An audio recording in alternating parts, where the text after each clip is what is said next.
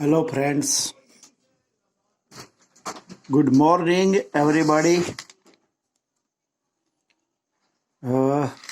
I think કે તમારી exam બહુ સારી ગઈ હશે અને આશા રાખું છું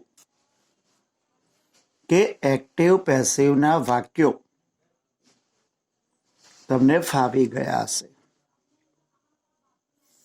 આપણે એક્ટિવ પેસિવના 3 કાળ ચલાયા: સાદો વર્તમાન કાળ,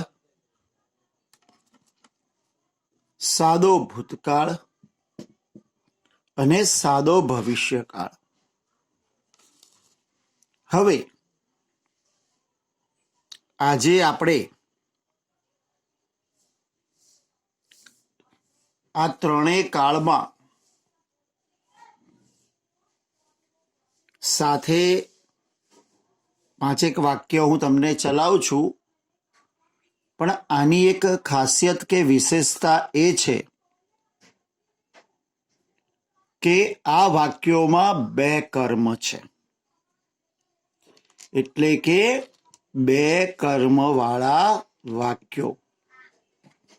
હવે જો કે 2 કર્મ હોય તો કંઈ ગભરાવાની જરૂર નથી, બહુ ફરક પડતો નથી 2 કર્મ હોય તો, કેમ કે વાક્ય રચના સેમ રહેવાની, પેસિવ પણ સેમ રીતે થશે. આ એક જસ્ટ તમને ઇન્ફોર્મેશન આપવાની છે, બાકી તમે જે રીતે કરો છો એ મુજબ બરોબર છે, પણ તમને ઇન્ફોર્મેશન આપવા માટે આપણે અહીંયા વાક્યોને થોડાક ઉદાહરણ સાથે સમજાવીશું. 2 કર્મવાળા વાક્યો છે. જો, my friend gave me a gift, તો કર્તા છે માય ફ્રેન્ડ, ગેવ કર્મ, મી અને ગિફ્ટ આ 2 કર્મ છે. My father tells us a story at night. My father કર્મ છે, કર્તા છે, ટેલ્સ ક્રિયાપદ છે, અસ અને સ્ટોરી એ કર્મ છે.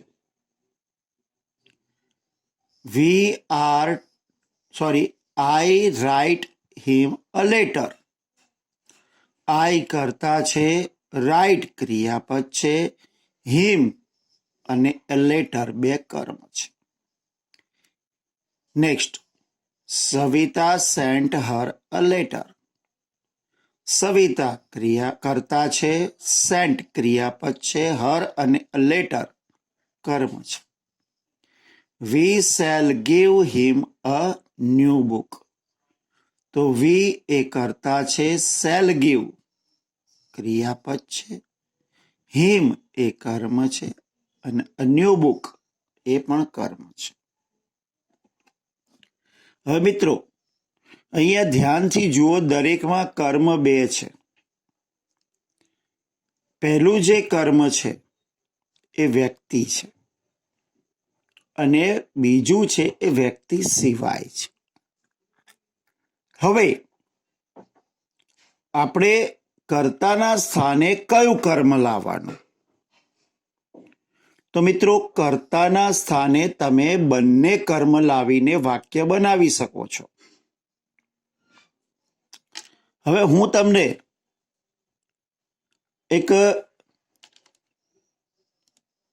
જે સિમ્પલ રીત છે, આપણી જે રૂટીન દર વખતે આપણે જે અત્યારે સાદો વર્તમાનકાળ, સાદો ભૂતકાળ અને સાદો ભવિષ્યકાળ ભણ્યા એ જ રીતે કરીએ તો આપણે સૌ પ્રથમ છે ને, પ્રથમ જે કરતા હતો જે વ્યક્તિ તરીકે હતો, જેમ કે અહીંયા મી, અહીંયા અસ, અહીંયા હિમ, અહીંયા હર, અહીંયા હિમ, એને આગળ લાવીને વાક્ય બનાવીશું.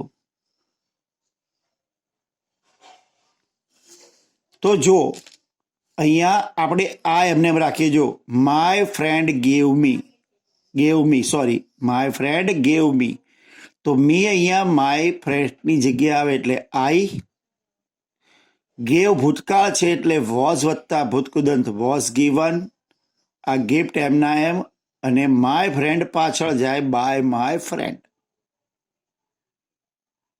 સેમ આપણે કરતા હતા એમ કર્તાની જગ્યાએ કર્મ એટલે માય ફ્રેન્ડની જગ્યાએ આઈ.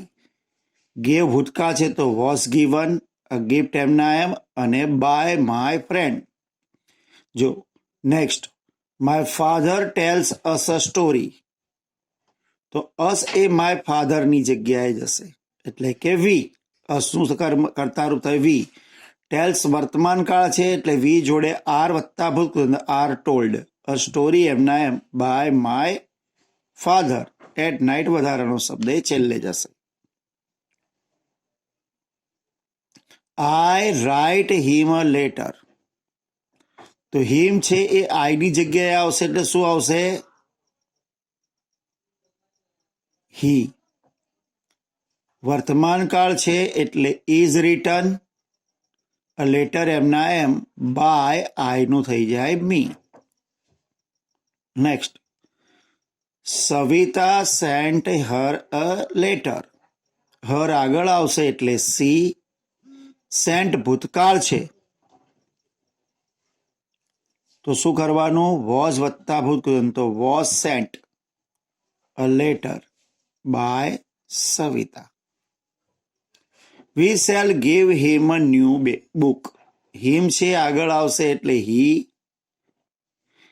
સાથે તો સેલ આવે નહીં એટલે અહીંયા વિલ બી વત્તા ભૂતકૃત be given a new book by we પાછળ જશે એટલે કર્મ વિભક્તિ અસ. એટલે જે રીતે આપણે કર્યું એ રીતે. હવે જ્યારે બીજું કર્મ છે એને આગળ લાવીએ તો શું થશે એ જુઓ.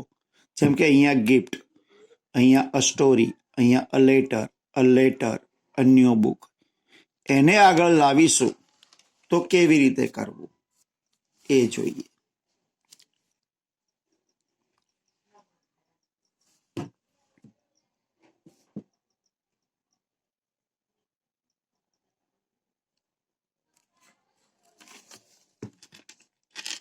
જો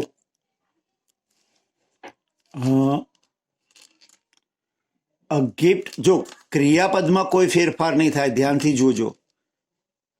અ ગિફ્ટ ભૂતકાળ હતું એટલે વોઝ કે વેર વત્તા ભૂતકાળ વોઝ ગીવન.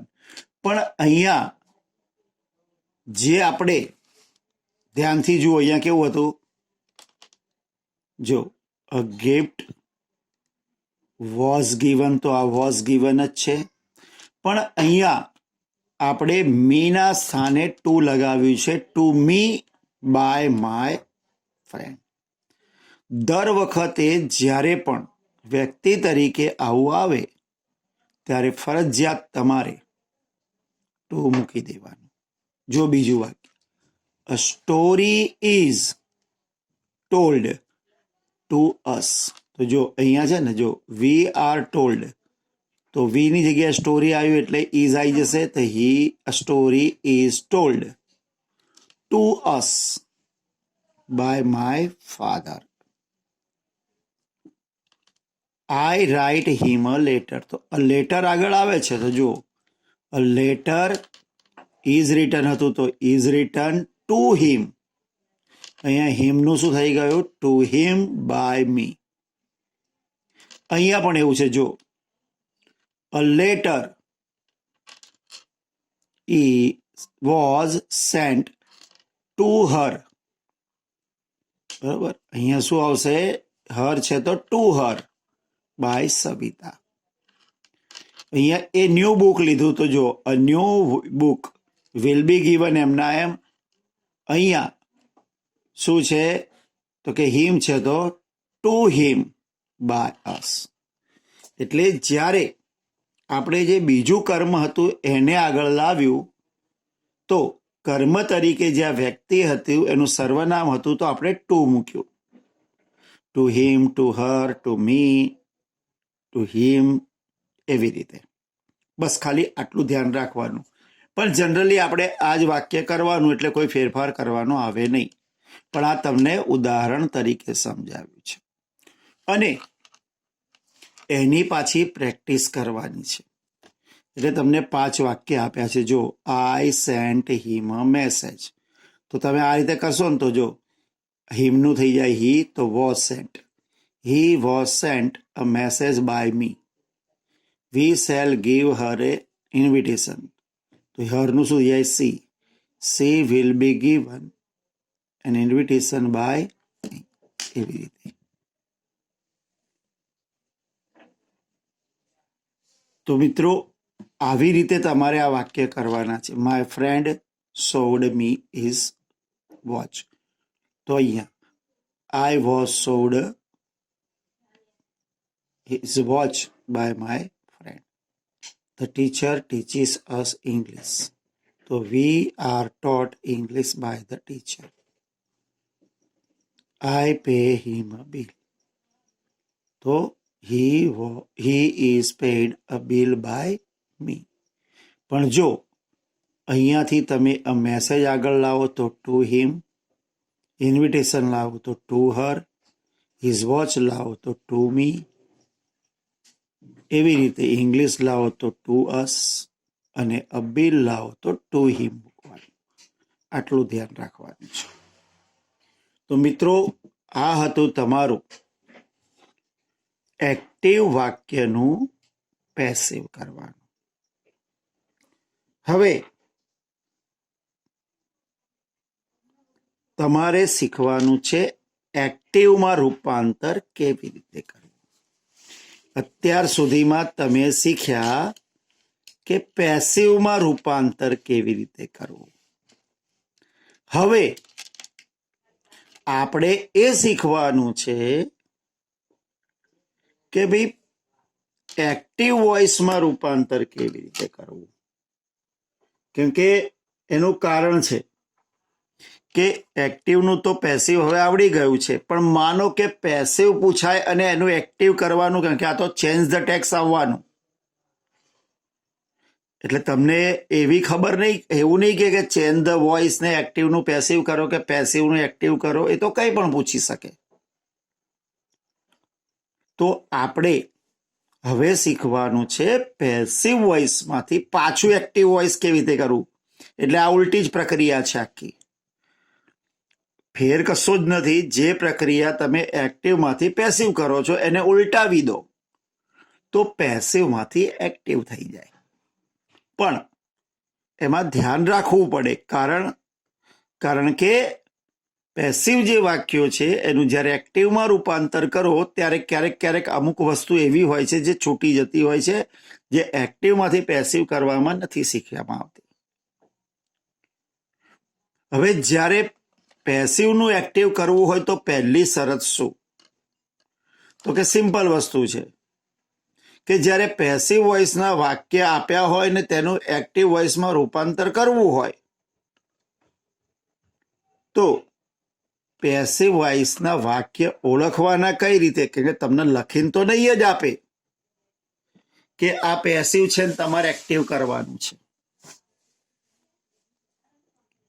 એટલે તમારે પહેલા તો પેસિવને ઓળખતા શીખો. તો હવે પેસિવ ઓળખાય કેવી રીતે? તો યાદ રાખો, ઘણી વાર છે ને મોટા ભાગના લોકો એવું વિચારતા હોય છે કે બાય આવે ને પછી કરતા હોય એટલે સમજી લેવાનું કે પેસિવ છે. પરંતુ દરેક કિસ્સામાં એ સાચું નથી હોતું. ઘણા બધા વાક્યો એવા છે જે પેસિવ વોઇસના હોય છે ને એમાં કર્તા હોતો જ નથી. મીન્સ કે કર્તાને સ્થાન જ હોતું નથી. તો તમારે શીખવાનું એ છે કે કેવી રીતે પેસિવને ઓળખવું. તો યાદ રાખો, જ્યારે પણ વાક્યમાં ટુ બીના રૂપ સાથે ભૂતકૃદંત હોય, યાદ રાખો ટુ બીના રૂપ સાથે ભૂતકૃદંત હોય. હવે ટુ બીના રૂપ કયા? Is, am, are, was, were, be, being ને બીન. ઇઝ, એમ, આર વર્તમાન કાળ, વોઝ, વેર ભૂતકાળ, બી, બીંગ કે બીન આ મૂળ રૂપ, આઈએનજી વાળું રૂપ ને ભૂતકૃદંત. તો is, am, are, was, were, be, being કે બીન સાથે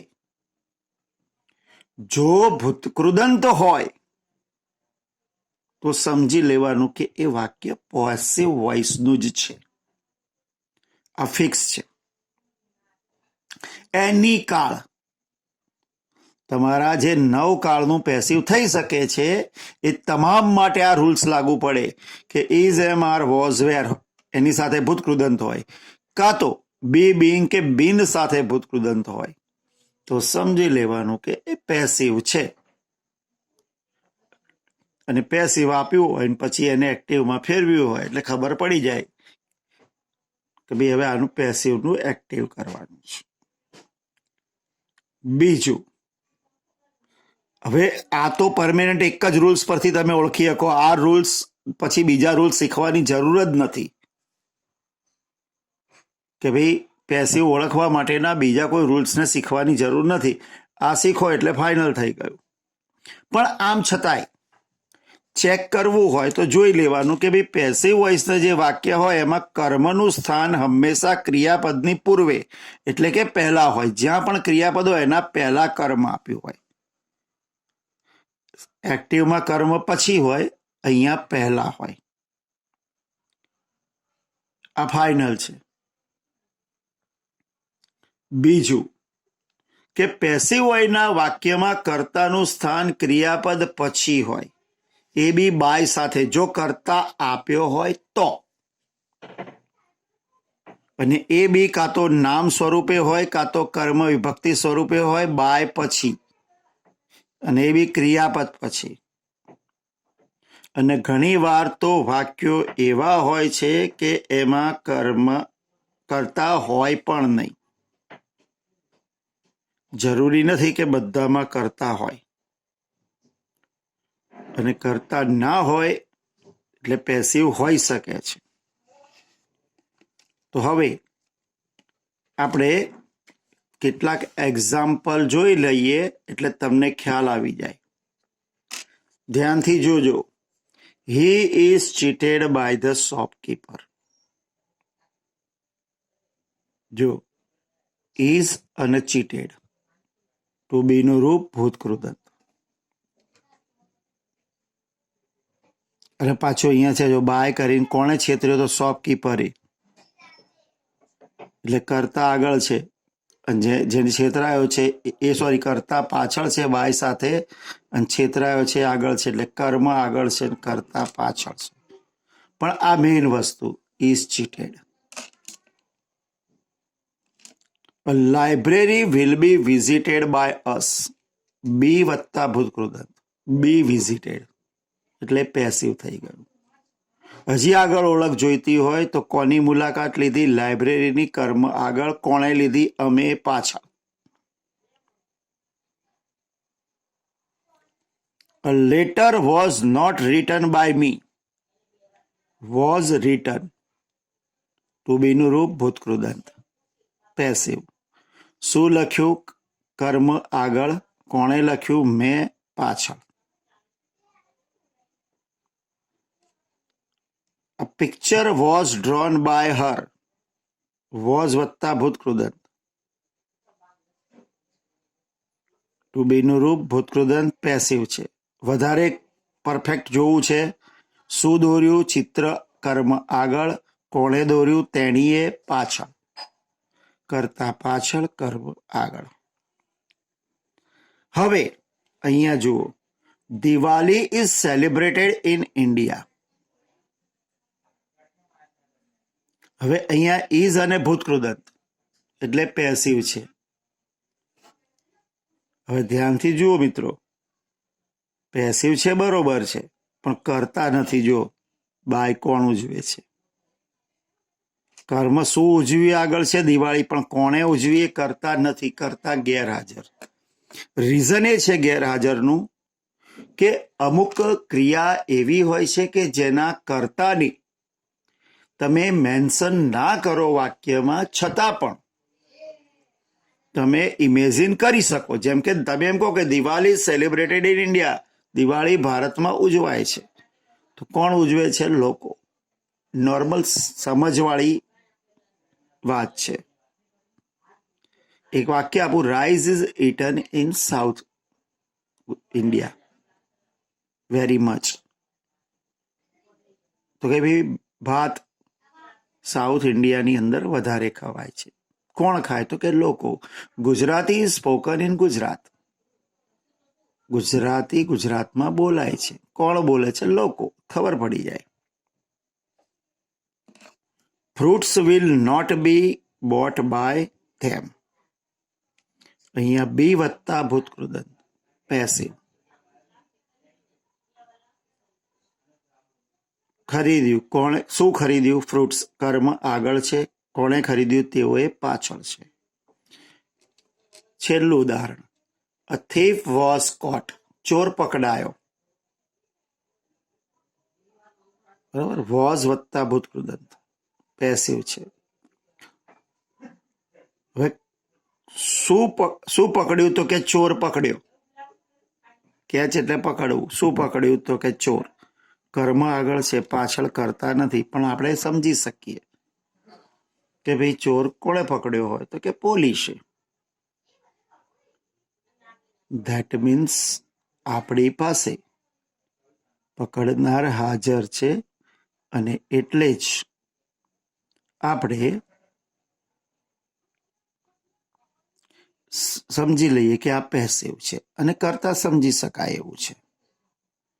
તો મિત્રો, આ હતા પેસિવને ઓળખવાની રીત અને સાથે સાથે જે પેસિવ વાક્યો છે એના ઉદાહરણ કે ભાઈ પેસિવ વાક્ય આવા હોય. હવે આપણે એ જોવાનું છે કે પેસિવનું રૂપાંતર એક્ટિવમાં કેવી રીતે કરી શકાય.